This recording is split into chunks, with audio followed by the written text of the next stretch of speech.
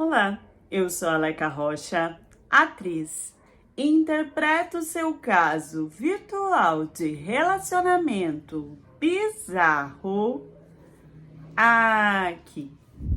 Se eu não peço para curtir, para comentar e hypar, o vídeo não sobe. Então estou aqui de novo pedindo isso, lembrando, né, que eu acho que a maioria pode se entreter com a história e acaba esquecendo. Então para aí e curte quem pode, tá? Porque o hypar tem hora que aparece, tem hora que não aparece, tá tudo bem. Pra quem aparecer, por favor, ajude aqui o canal.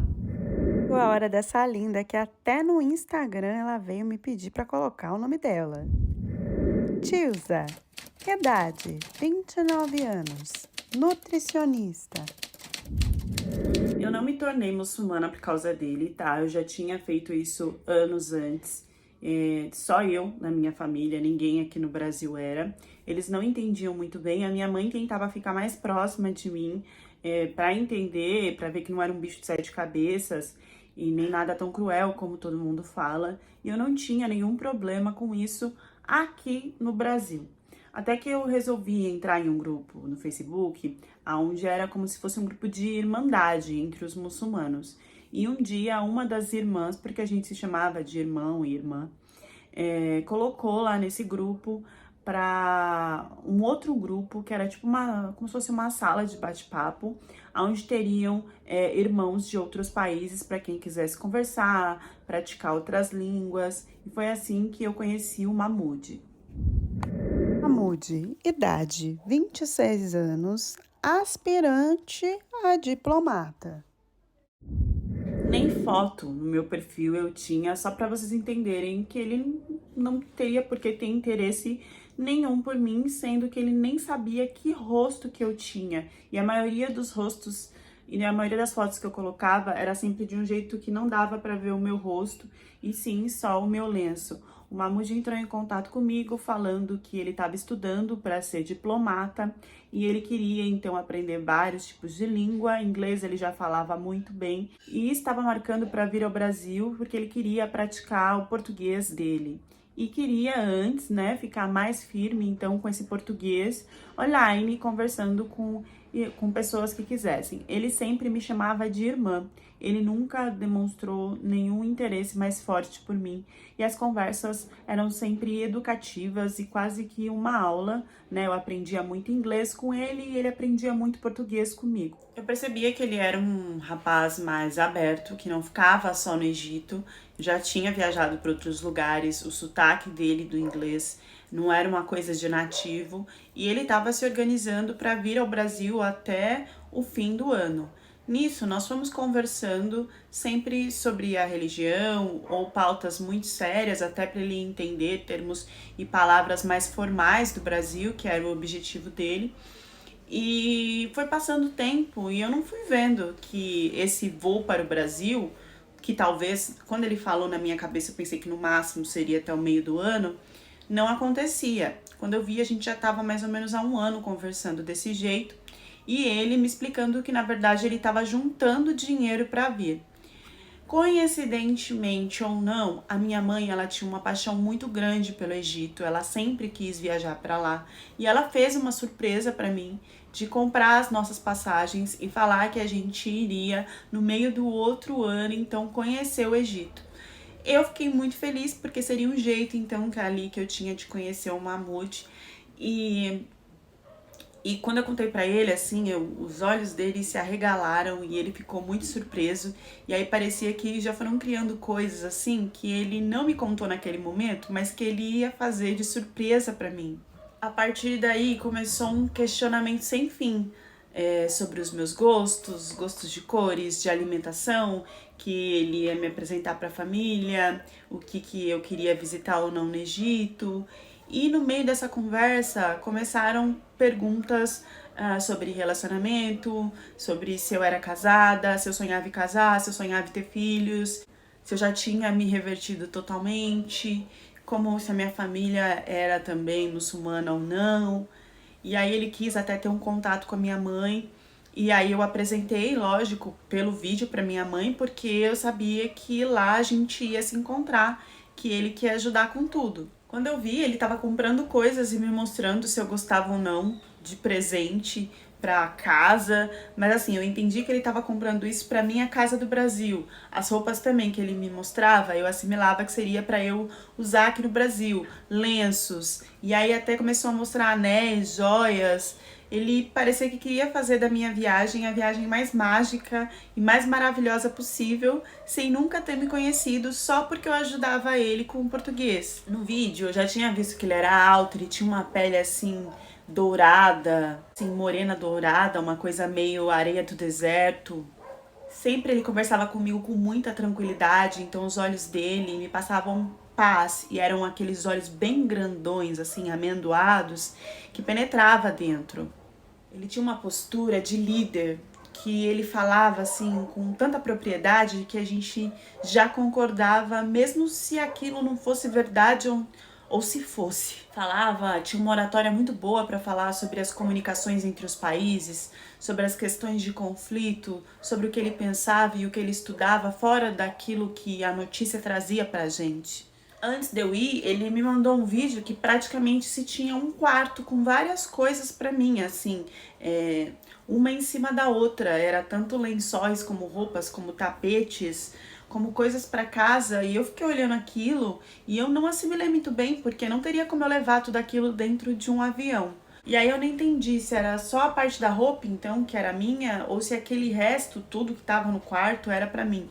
Eu tinha entendido isso, mas também pensei que poderia ser um engano no inglês, né? Que nem sempre é perfeito. E aí eu acabei sorrindo e aceitando, assim, elogiando, né? Agradecendo e deixando pra lá pra resolver isso quando eu chegasse lá. O ele tava me esperando. E aí eu fiz aquela reação de ir até ele, tipo, ai, super feliz, né? Mas eu esqueci totalmente da questão que não se pode ter o toque. E aí ele se afastou, ele não tocou em mim, nem na minha mãe em nenhum momento. Agradeceu a nossa presença e começou a levar a gente para conhecer lugares antes mesmo de conhecer, que ele queria que a gente conhecesse a casa dele e depois levasse para o hotel que a minha mãe tinha reservado. Quando ele me levou na casa dele, eu não sei meio que aconteceu que no meio do caminho ele mudou e foi para a ideia de levar a minha mãe para descansar no hotel, que era o que a gente achava mais interessante, deixar as malas, descansar, mas ele estava numa pressa, não sei porquê, de ir até a casa dele, e isso mudou no meio do caminho. Depois ele me explicou que o hotel era uma coisa mais central e que a família dele morava em Giza e que aí ele pensou melhor e que ia ficar muito longe. Lógico que ia ficar muito longe, eu não entendi muito bem. Parecia que ele estava organizando alguma coisa que ele queria muito me mostrar e que depois, por ser longe do centro e não ia dar certo, ele voltou atrás na decisão e disse que então eu poderia me arrumar com a minha melhor roupa e a minha mãe também, que a gente ia passear no outro dia e depois ia para a casa dele. Bom, e se a gente quisesse, a gente podia ficar lá um tempo, não precisava nem voltar pro hotel. Quando a gente chegou na casa dele, tinha muita gente. E eu fui recebida com flores, com presentes, com várias coisas. Eu acho que eu não tinha comentado para ele o quanto que eu sabia de árabe, porque eu já estudava há um tempo isso, por causa de eu ter virado muçulmana e achar interessante ter essa informação. E aí eu comecei a perceber que as irmãs, a mãe, todo mundo, que tinha uma coisa assim, era quase que fosse uma confraternização, como se eu fosse a noiva. E quando eu fui questionar isso pra ele, ele disse que então estava pra me falar que ele tinha uma admiração muito grande por mim, e se eu aceitasse conversar com a família dele, já que a minha família não era muçulmana e ele não precisava pedir permissão, a gente poderia casar. E aí eu ri, e aí ele falou, é sério, se você quiser, a gente casa sábado. E aí eu ri de novo e ele falou, foi a Lá que te trouxe até aqui, e por que esperar? Era isso que eu iria fazer no Brasil, te pedir em noivado e casar com você. Ele nunca tinha falado nada sobre isso. Eu tinha, assim, uma admiração muito grande por ele, mas eu achava que ele não tinha interesse nenhum por mim. E aí tem toda uma outra forma de pedir em noivado, de fazer toda a coisa, né, lá no Egito. Mas ele diz que tinha visto como era no jeito ocidental, se ajoelhou e perguntou, você quer casar comigo? E todo mundo meio que já estava preparado para isso, porque ele já tinha avisado que seria essa surpresa. Eu acabei aceitando, olhei pra cara da minha mãe, a minha mãe ficou sem reação, até porque ele falou em árabe, minha mãe não entendia árabe, mas ela entendeu que ele tinha ajoelhado, né, aquela coisa toda. E ali, então, eu aceitei a casar com ele. Do nada, foi muito de impulso, era uma coisa que eu acho que já estava guardada dentro de mim, mas que eu achava que ele não tinha interesse nenhum em mim. E o homem muçulmano, ele é muito sério. Isso, né? Quando ele quer, ele vai lá e faz. Eu acho que ele só tava esperando a gente estar no mesmo lugar. Ele não queria fazer isso online, porque, né? Tem um povo que fica prometendo, que é mentira. Então eu achei muito correto da parte dele fazer desse jeito comigo. Eu até me emocionei, todo mundo comemorou. E aí começou uma loucura de preparativos para coisas que eu nem imaginava. E aí eu entendi o porquê do vídeo que ele tinha me mandado com lenços, roupas, com tudo aquilo. Desculpem o barulhinho da chuva, tá? E aí eu tinha entendido o vídeo que ele tinha me mandado de lenços, roupas, o que eu gostava, o que eu não gostava, as coisas, com certeza já era pra nossa casa. Ele tava organizando tudo quietinho, porque ele tinha muita certeza de que eu ia aceitar uma coisa que ele nunca tinha falado, nem que eu era bonita, nem que ele me achava legal. Nunca tinha acontecido nada.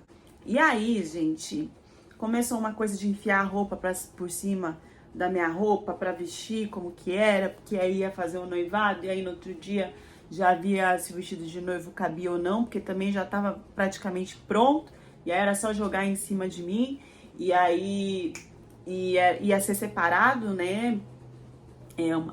As mulheres comemoravam em um lugar, os homens comemoravam em outro. Quando eu vi, eu já estava no meio de uma festa de casamento, que a minha mãe até conversou comigo. Você tem certeza? Você conversa com ele há muito tempo, você conhece ele realmente, você quer isso?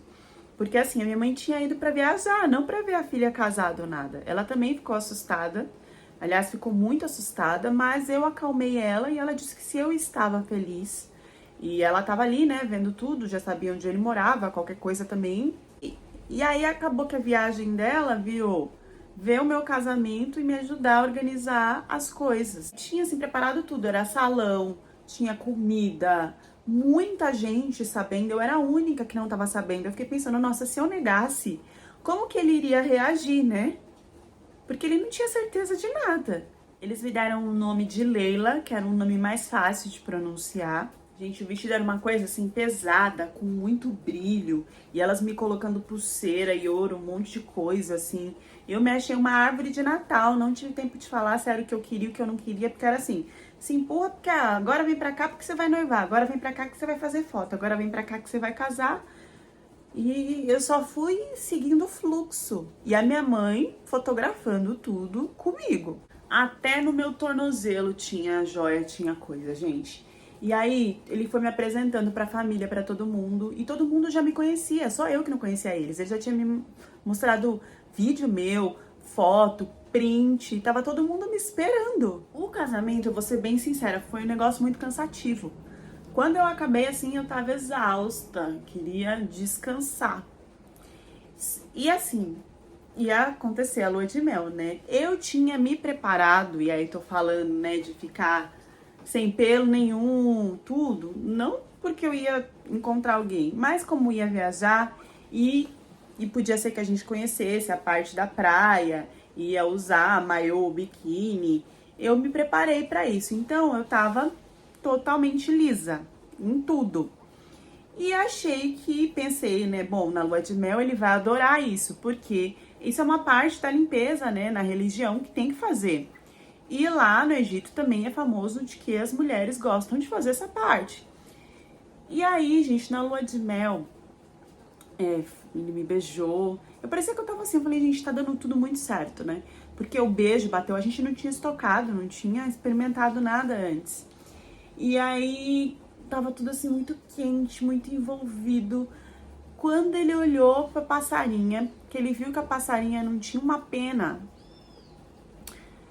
ele estranhou, olhou de novo e se afastou, meio que não quis fazer nada. Disse que estava muito cansado, com a surpresa de tudo, mas eu entendi que eu acho que ele tinha estranhado. E pra mim, ou ele nunca tinha visto, era puro, ou então tinha alguma coisa errada com ela estar lisa.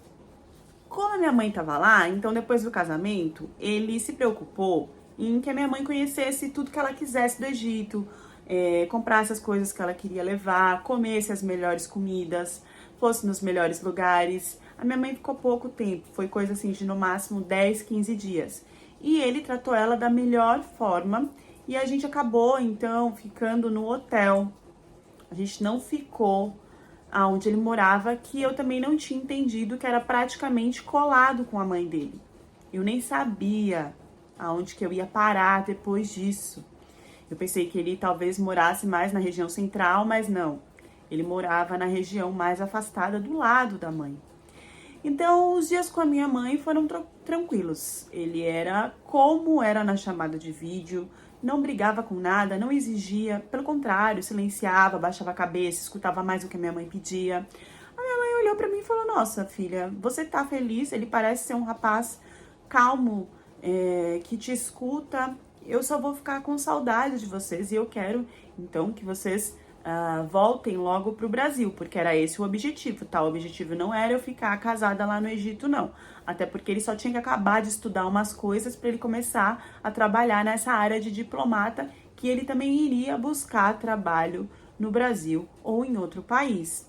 Bom, a minha mãe então voltou pro Brasil super feliz de ver o tratamento e como tudo acontecia entre a gente, e esperando que logo a gente ia voltar para ficar com ela lá no Brasil também. Assim que minha mãe voltou, que então a gente não ia organizar uma casa maravilhosa, porque a gente iria logo pro Brasil, a gente foi ficar nessa casinha colada com a mãe dele. E a primeira coisa que aconteceu foi aquele questionamento, que lembra que eu falei que quando ele me pediu noivado, ele disse que então eu conversasse com a família dele, se tivesse tudo certo, a gente casava, porque minha família não era muçulmana, então não teria que resolver nada com eles. Eu não fiz essa conversa antes do casamento, porque foi atravessando uma coisa em cima da outra. Ele resolveu que aquele momento ali seria o de conversar. Ela me sentou, as irmãs mais sérias assim na parte de trás, ela na frente, ele num canto bem encostado, tipo, nem tinha poder de fala, e ela me perguntando então se eu queria ter filhos. Eu não achei que eu tava numa entrevista tão séria, eu achei que eu poderia ser eu. Ele me ajudava na tradução, né? E aí eu resolvi mostrar pra ela que eu sabia árabe e responder isso sem ele traduzir. Eu podia ter falado em português ou em inglês pra ele traduzir, e ele talvez traduzisse isso de uma forma mais amena. Mas eu quis dar uma de inteligente e fui falar pra ela que eu estava pensando sobre isso de ter filhos. A mulher arregalou o olho e falou, me olhou de cima e embaixo e falou: "Ah, então meu filho escolheu mal. Porque o mínimo que você devia estar preparada é para dar filhos para ele." E ela praticamente debochou assim: "Ah, só falta você me falar que você não vai querer mais de um, né?" Eu já tinha percebido desde a festa que ela tinha um ar estranho, ela tinha um ar sinistro.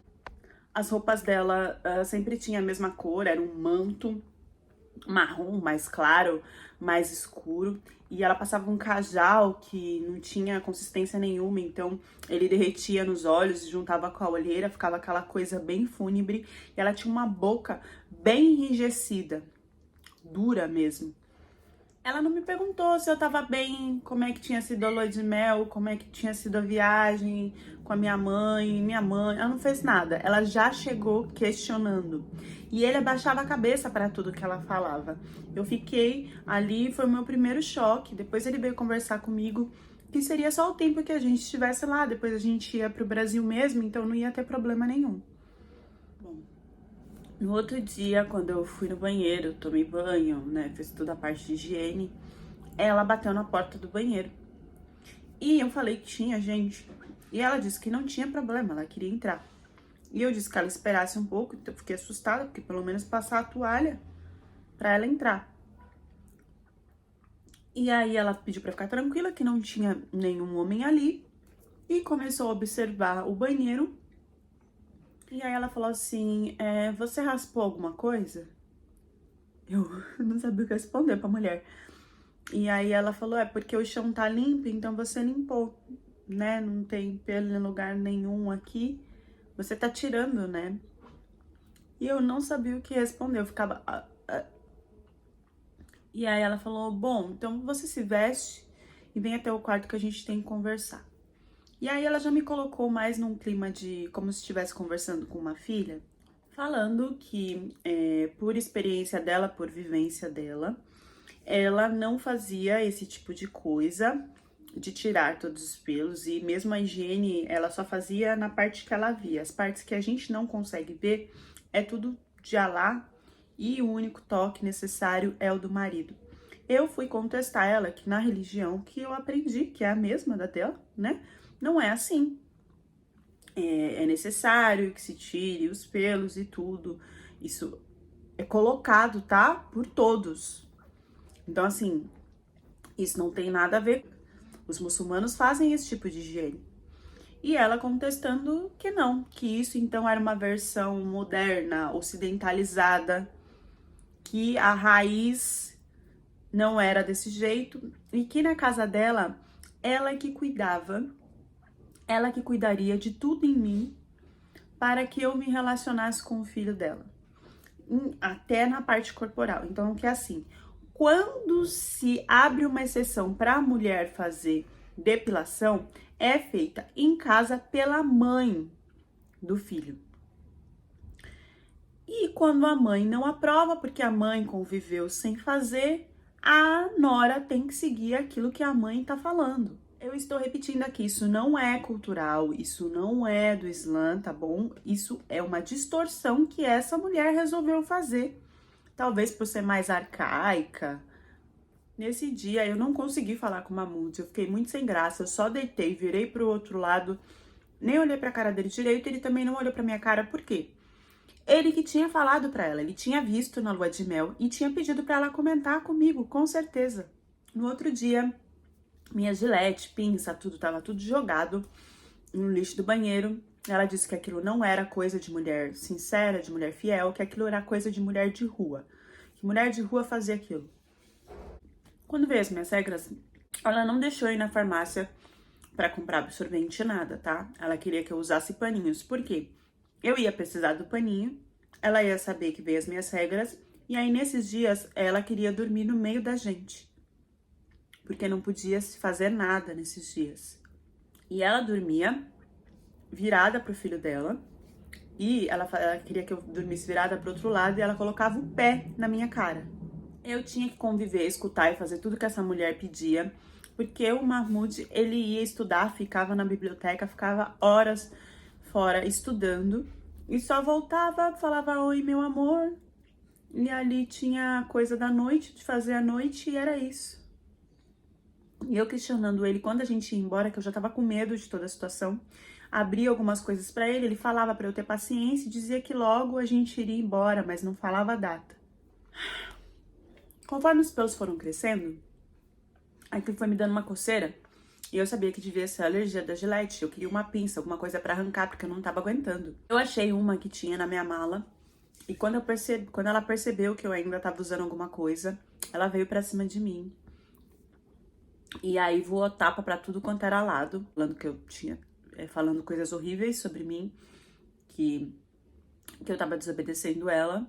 E eu tentando explicar pra ela, e ela dizendo que se eu estava com essa sensação, é porque eu era impura, porque eu era suja, e que eu tinha que rezar mais pra que isso mudasse.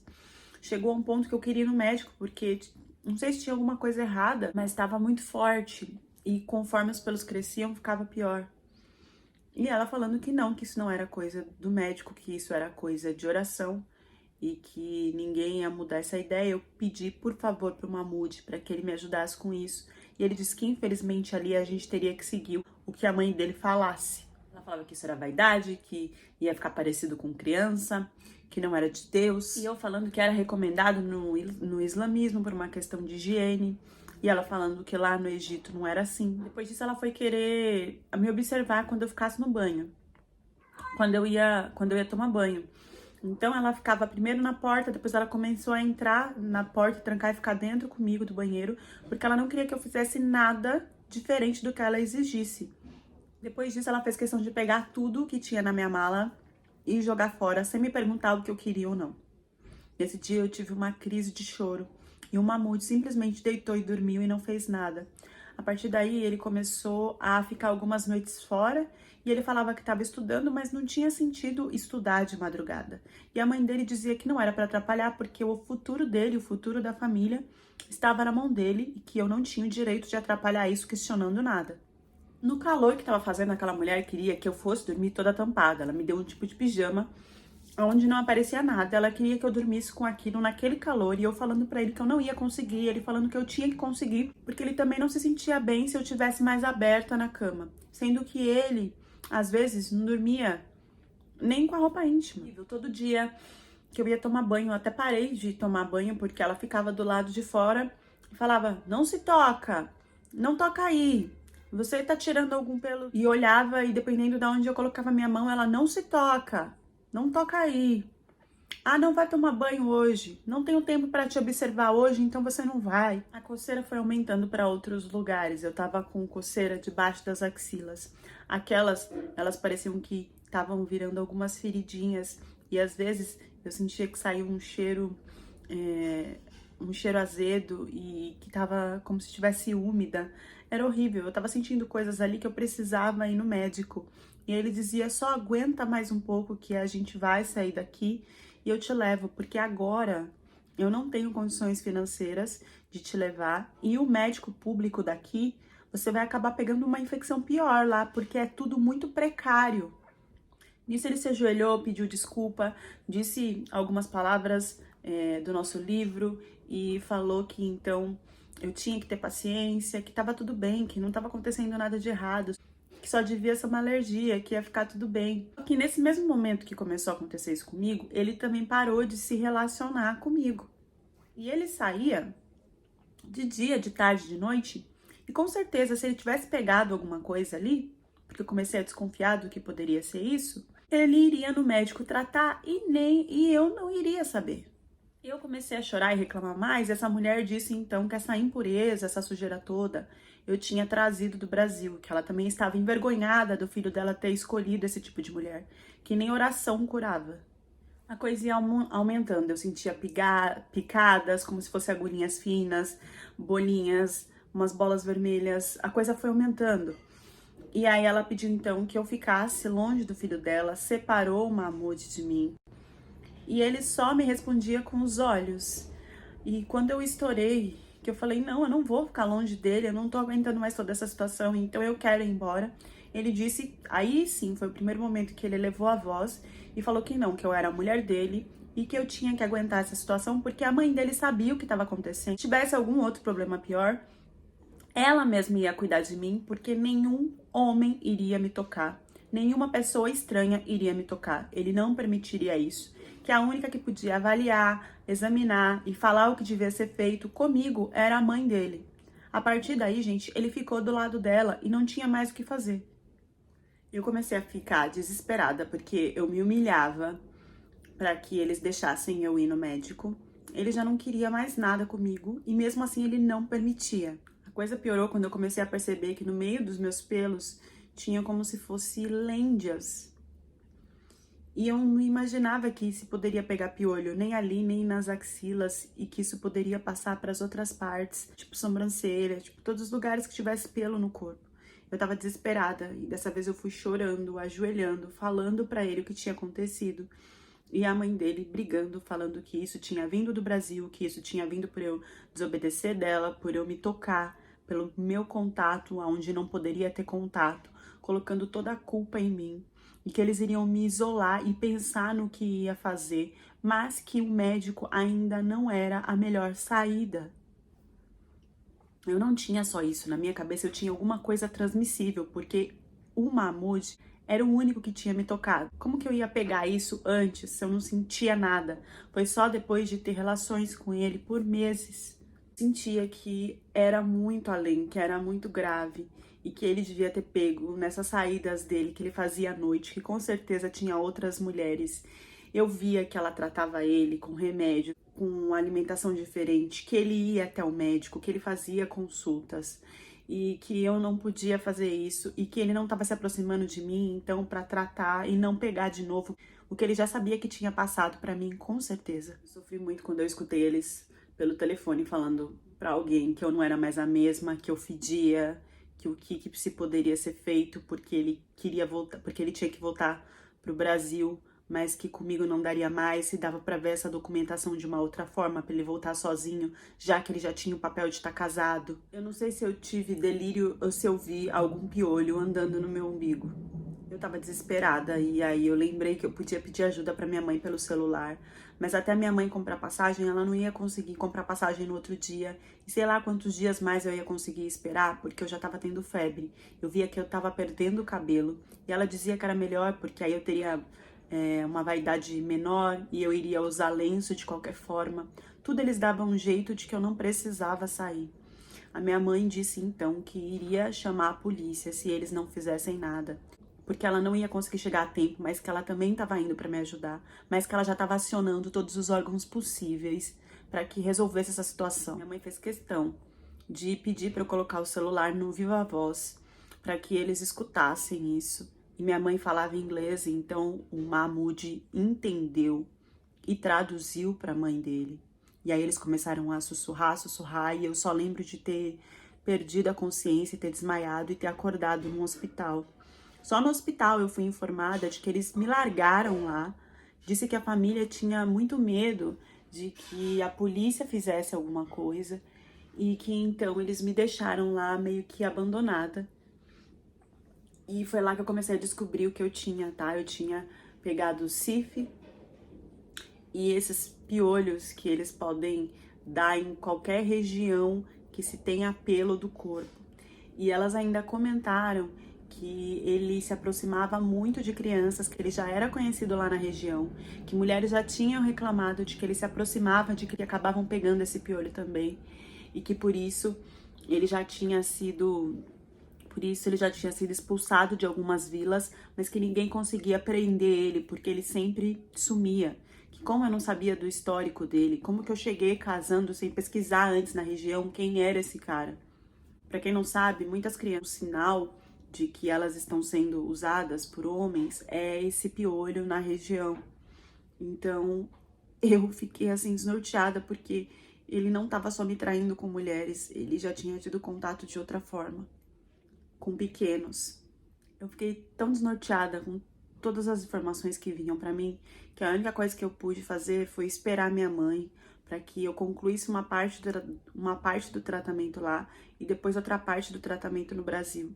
Eles ainda foram capazes de, na casa Mahmoud, né, de deixar um bilhete falando que ele não tinha culpa daquilo, que com certeza eu tinha pego isso no meu passado e que por isso ele não tinha responsabilidade nenhuma de cuidar de mim, que eu tinha mentido para ele. A minha mãe, ela se sentiu muito culpada porque ela não quis, né, julgar e achava que eu tava feliz assim, mas ela chorava. Quando ela me viu naquela situação, ela disse que jamais, a partir de agora, ela iria deixar de falar aquilo que o coração dela pedisse, que ela achou tudo bem estranho, mas ela também achou que eu tinha idade o suficiente para entender se eu tava sendo enganada ou não. Hoje eu continuo vivendo com a minha mãe e eu entendo que a religião não tem nada a ver com isso, tá? Não é isso que eles defendem, mas eu não consegui mais seguir esse caminho pelas palavras que eu escutava eles falando e distorcendo tudo. Isso me dá muito gatilho até hoje. Agir no impulso. Esse tava fácil, né, gente? Era só perguntar para qualquer vizinho, para qualquer pessoa na rua, mas ela só tinha olhos para ele e foi fazendo tudo no fluxo da vida, deixa a vida me levar, no impulso. A gente faz isso às vezes, né? Mais brigando quando tá bravo, mas olha aí quando se apaixona, né? O que pode acontecer. Que a gente consiga segurar mais as nossas emoções e agir mais de cabeça fria. E vocês? Quais são as reflexões e camadas que deixarão para mim nos comentários? Deixem nos comentários e até a próxima história do canal.